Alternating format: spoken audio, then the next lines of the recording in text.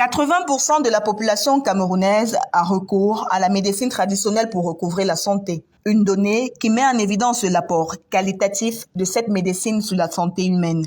Dans le but de la booster et de l'implanter significativement dans nos mœurs, dans le cadre de la tenue de la 3e session parlementaire 2023, tenue en novembre dernier, une délégation de l'Association nationale des thérapeutes de la santé a porté un nouveau plaidoyer pour une loi sur la médecine traditionnelle. Ainsi, le 21 novembre 2023, devant la Commission des affaires culturelles et sociales de l'Assemblée nationale, le président national de l'Antrassa, le professeur Oubar Azakou, est revenu sur l'importance de la médecine traditionnelle. La médecine traditionnelle africaine peut contribuer significativement à la réduction de la pauvreté, à la réduction de la mortalité dans notre pays.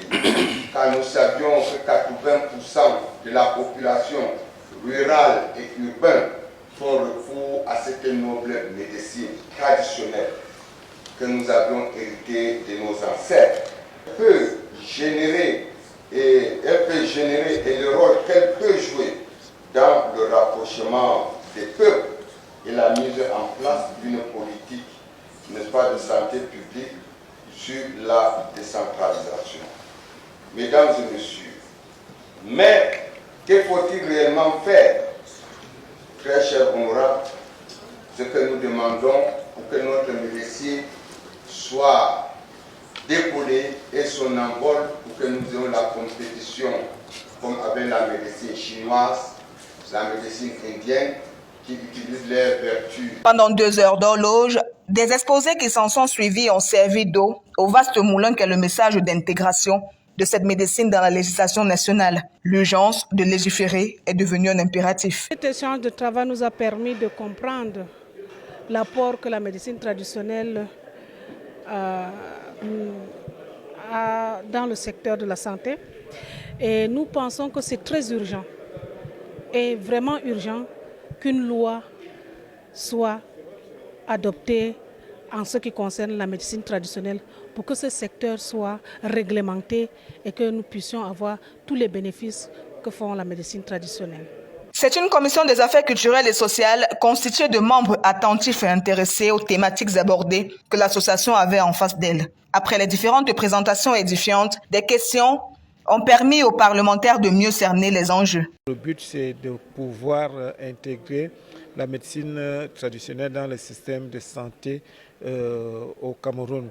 Et ça, c'est très important parce que nous avons remarqué que le praticien n'est pas très reconnu au niveau, dans les milieux, comme on dit. Par contre, il est reconnu dans sa société comme étant une personne qui peut faire un diagnostic, qui peut soigner de façon spirituelle. Une autre pierre que vient ainsi mettre à l'édifice de la formalisation de la médecine traditionnelle, l'Antrassa, portée par le dynamisme de son président national, le professeur Oubar Azakou. 20%, n'est-ce pas, vient se traiter à la médecine traditionnelle. Vous voyez, on n'aura plus à importer nos produits de l'extérieur. Donc on soignera, n'est-ce pas, nos populations par nos plantes que nous piétinons tous les jours, puisque Dieu nous a donné une biodiversité. Nous attendons avec brio cette loi qui est déjà, n'est-ce pas, en train d'arriver et qui permettra que notre médecine, n'est-ce pas, puisse décoller définitivement. Du côté de la santé publique, des assurances ont pu être données aux participants à cette commission sur les avancées enregistrées pour qu'enfin la loi tant attendue soit enfin là. Sur le plan de la collaboration aussi, je relève ici que la Covid-19 nous a enseigné une nouvelle façon de travailler avec la vie praticienne. Elle a même accéléré la collaboration. Nous avons dû travailler à homologuer sous forme de MTA, de médicaments traditionnels améliorés, un certain